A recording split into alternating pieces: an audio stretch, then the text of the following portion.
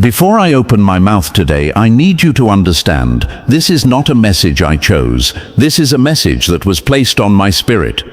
And if you are here right now, if your eyes are reading these words right now, God did not bring you here by accident. There is someone in your life, they smile in your face, they call your name with sweetness. They showed up in a season when you were vulnerable, when you were open, when you were trusting, and the enemy dressed them in kindness. Their name, their initial, starts with the letter J. Now, before you dismiss this, before you say, "That's not for me," I want you to know that discernment is not gossip. It is a gift. And when God sends a warning, He does not send it to embarrass you. He sends it to protect you. He sends it because what is coming, if you don't wake up, will cost you your peace, your purpose, and your destiny. Pay attention, not to your feelings, not to your history with this person. Pay attention to the fruit. Pay attention to what changed in your life after they entered it. Pay attention to the doors that closed. Pay attention to the nights you started losing sleep you never used to lose. God is not a man that He would lie, and He is speaking right now through this message to you. Asterisk, asterisk, asterisk. There is something the enemy has mastered over centuries of operation, and it is not brute force. It is not open attack.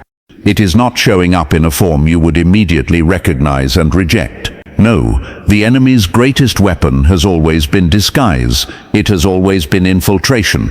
It has always been sending someone into your life who looks like a blessing, who sounds like an answer, who feels like exactly what you prayed for, but carries an assignment against everything God has placed inside of you.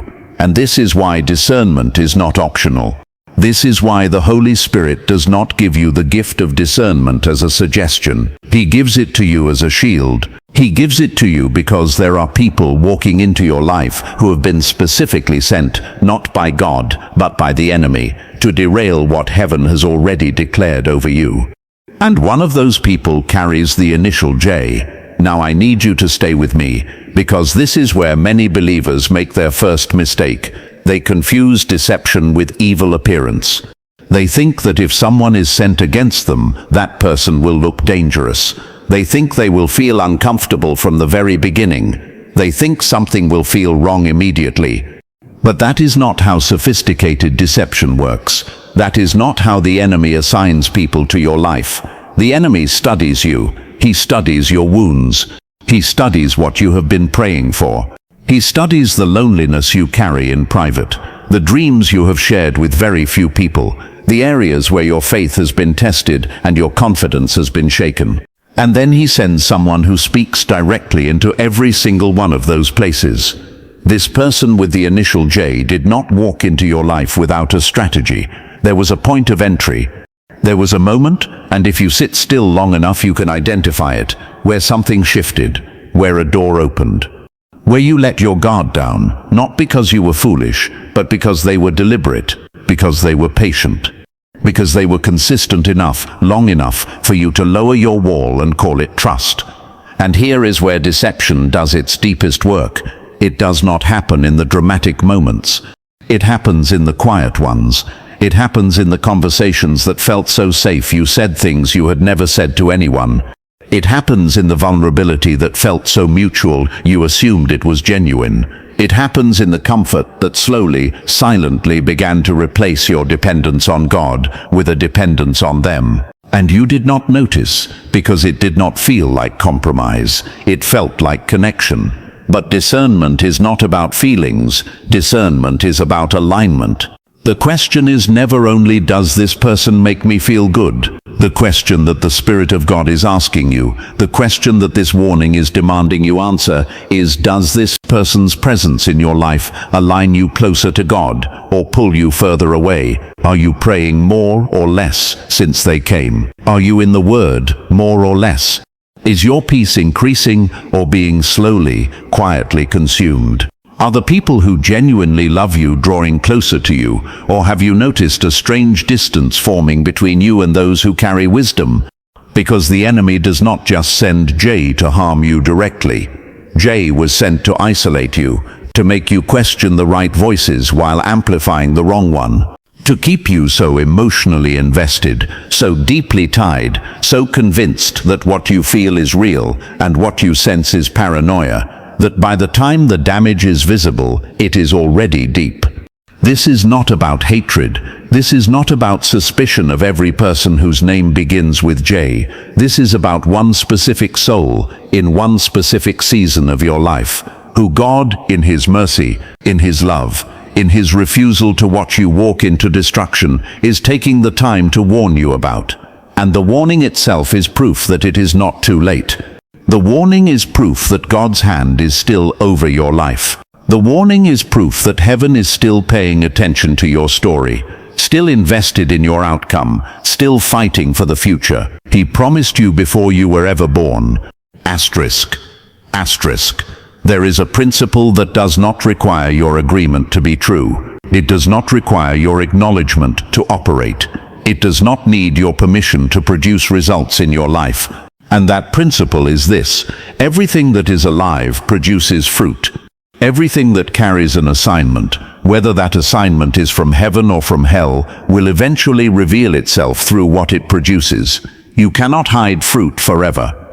You can delay the harvest, you can cover the tree, you can distract someone from looking too closely, but in time, what is rooted in something will always rise to the surface.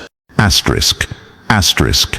And this is the second thing God needs you to understand about the person with the initial J. It is not just about who they are, it is about what changed after they arrived. Because here is what happens when God sends someone into your life. When heaven ordains a connection, when a relationship is built on divine purpose, the fruit of that relationship pushes you upward. It challenges you, yes. It stretches you, yes. There may even be seasons of difficulty and friction, because iron sharpens iron, and that process is not always comfortable. But the overall direction of your life in that relationship is forward. It is upward. It is deeper into purpose, deeper into God, deeper into the person He created you to be. But when the enemy sends someone, the fruit looks different. It does not always look rotten immediately.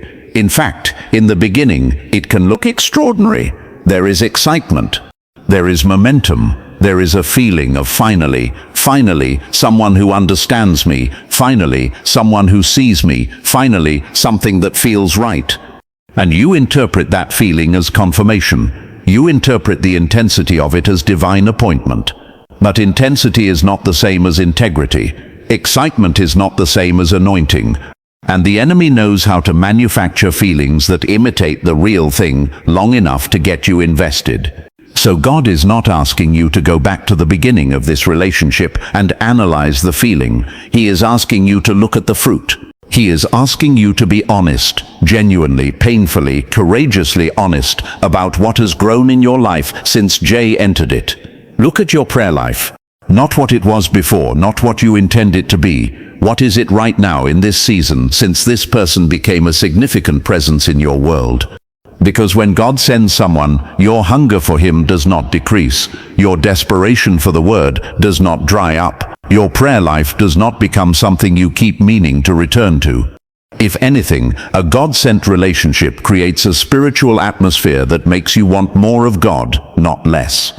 Look at your peace, not the excitement, not the highs, the peace. The deep, settled, unshakable peace that the Bible says passes understanding. Is it present, or has your inner world become a place of constant noise since Jay arrived? Have you been anxious in ways you cannot fully explain? Have you been rehearsing conversations in your mind, second-guessing yourself, walking on emotional ground that never quite feels stable? Because peace is not the absence of challenge, but it is the presence of God. And where God is centered in a relationship, peace is never completely absent. Look at your identity. This is perhaps the most important fruit of all, and the one that is most quietly stolen. Who were you before this person became prominent in your life? What did you believe about yourself? What dreams were you actively pursuing? What boundaries did you hold without apology? And who are you now? Because the enemy does not just want to steal your future, he wants to steal your sense of self first. He wants to use Jay to slowly redefine how you see yourself, what you believe you deserve, what you are willing to tolerate, and how far you are willing to drift from your own convictions in order to maintain a connection that was never meant to be maintained. Look at your relationships, the ones that carried wisdom, the ones that had history with you, that knew your heart, that had spoken truth into your life before Jay ever appeared. Are those relationships intact? Or has a quiet but consistent erosion happened, where those voices have grown distant, where you find yourself defending Jay to the people who love you most, where the community that once surrounded your life has somehow thinned out since this one person stepped in? There is a misunderstanding that has kept countless believers stuck in dangerous places, paralyzed in harmful relationships, and unable to receive the very help that heaven was extending toward them. And that misunderstanding is this, that a warning from God is a sign of punishment. That when God speaks a word of caution into your life, it means He is angry with you. That the alarm He sounds over a relationship, over a connection, over a person who has been assigned against you, is somehow evidence that you have failed, that you have disappointed Him, that you are in trouble with heaven. But that is not the heart of God. That is not the nature of divine warning. And until you understand what a warning from God actually is, you will not be able to receive this one. A warning from God is an act of love. It is one of the most profound expressions of His care for you that exists, because God does not warn people He has abandoned. God does not send alerts to lives He has stopped watching over. He does not interrupt your comfort, disturb your peace, speak into your spirit, send messengers across your path, and orchestrate moments of divine clarity for people He has written off. He does that for the ones He is still fighting for. He does that for the ones whose destiny He is still actively protecting. He does that because He sees what you cannot see from where you are standing, and His love refuses to stay silent while you walk towards something that will cost you more than you are prepared to pay. Think about how a warning operates in the natural world. When a storm is coming, the weather alert does not go out to punish the people in its path. It goes out to protect them. It goes out so that those who receive it have the opportunity to prepare, to move, to make decisions that would be impossible to make once the storm has already arrived. The warning is not the threat. The storm is the threat. The warning is the mercy that stands between you and the full force of what is coming if you remain unaware and unprepared. This is exactly what God is doing when He warns you about Jay. He is not the source of your pain in this situation. He is not the one who sent this person to harm you. He is the one standing between you and the full weight of what this assignment was designed to do to your life. He is the one who saw the plan before it was executed, who knew the strategy before it was deployed, who loved you enough to speak before the damage became irreversible. And the warning itself, the very discomfort you feel when this person's name is mentioned in a message like this, the very stirring in your spirit that tells you this is not coincidence, that is not fear. That is the love of God in active operation over your life. And this matters because fear and love produce completely different responses. If you believe this warning comes from a place of divine anger or spiritual punishment, you will receive it with shame. You will internalize it as evidence that you are broken, that you made a mistake too significant to recover from, that God is holding your vulnerability against you. And shame does not produce action. Shame produces hiding. Shame produces defensiveness. Shame makes you go deeper into the very thing God is calling you out of, because the pain of exposure feels greater than the pain of remaining where you are. But when you understand that this warning comes from love, when you grasp that the God of the universe, the one who spoke worlds into existence, the one who knew you before you were formed in your mother's womb, is personally, specifically, intentionally reaching into your present moment to say, I see what is happening and I am not going to let you walk through it without warning, that changes everything. That does not produce shame. That produces gratitude. That produces courage. That produces the kind of holy boldness that makes you willing to do the hard thing, to have the difficult conversation, to create the necessary distance, to choose your destiny over your comfort. Because love always tells the truth. Love does not let you remain comfortable in a situation that is quietly dismantling everything God built in you. Love does not smile and stay silent while an assignment against your life goes unchallenged. Real love, divine love, the kind that sent a son to die so that you could live in fullness, that love speaks, that love warns. That love will interrupt your sleep, disturb your routine, bring you to a message like this one. Do whatever it takes to get your attention before it is too late. And God needs you to understand that this warning about Jay is personal. It is not a general caution for the masses. It was not released into the atmosphere for everyone except you. The reason it is landing in your spirit right now, the reason something inside of you is responding as you receive these words, is because God specifically, deliberately, lovingly aimed this message at your situation. He knows the name, He knows the history, He knows the depth of what you have invested. He knows how much it will cost you emotionally to respond to this warning.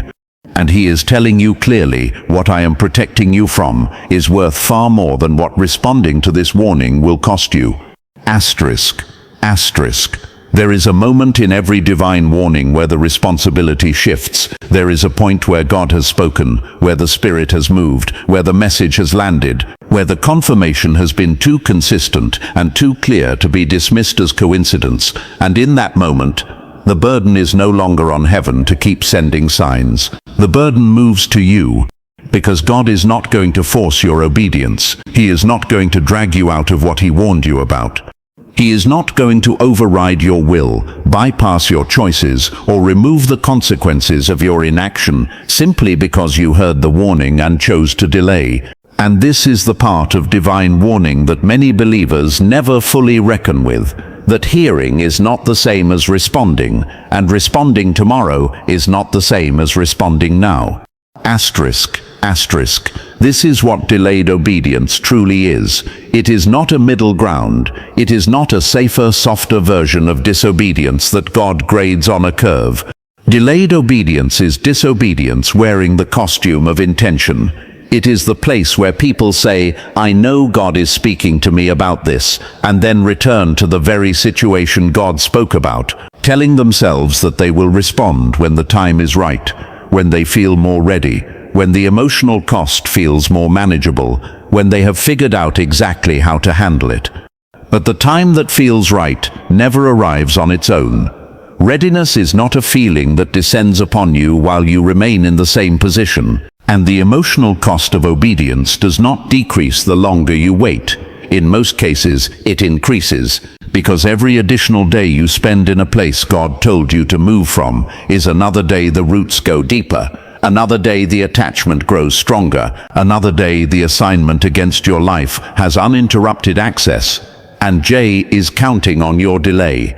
Not necessarily consciously, not necessarily with full awareness of the spiritual dynamic at play, but the assignment that operates through Jay is absolutely counting on your hesitation.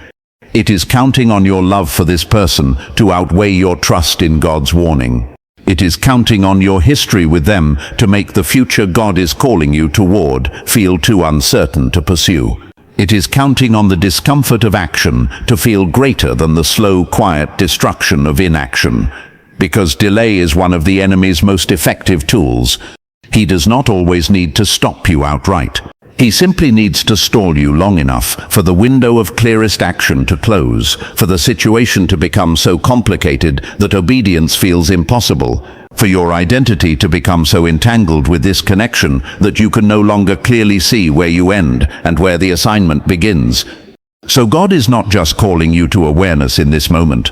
He is calling you to response. He is calling you to take what you now know and convert it into a decision. Because knowledge without decision is simply information, and information alone does not change your life. What changes your life is the moment you take what God has shown you and do something with it, even when it is uncomfortable, even when it does not make sense to everyone around you, even when the person with the initial J cannot understand why you are pulling back, creating distance, or making the choices that God's warning demands of you. And responding to this warning does not always look the same for every person receiving it. For some, it means an immediate and complete separation from Jay, a clear, firm, spirit-led decision to remove this person from the intimate spaces of your life where they have had influence and access. For others, it means establishing boundaries that have never existed in this relationship, lines that protect your peace, your purpose, and your proximity to God, regardless of how Jay responds to those lines being drawn. For others still, it means bringing this warning into your prayer life with new urgency and seriousness, sitting before God specifically about this relationship and refusing to move until He gives you clear, confirmed direction about every step forward. But what it cannot mean, what God is explicitly closing the door on through this message, is returning to business as usual. It cannot mean hearing this word, feeling the confirmation in your spirit, acknowledging that something has not been right, and then walking back into the same dynamic with Jay as though nothing has shifted. Because something has shifted. Heaven has spoken. And once heaven speaks, you are no longer operating in ignorance. You are operating in the full light of divine knowledge, and that changes the weight of every choice you make from this moment forward.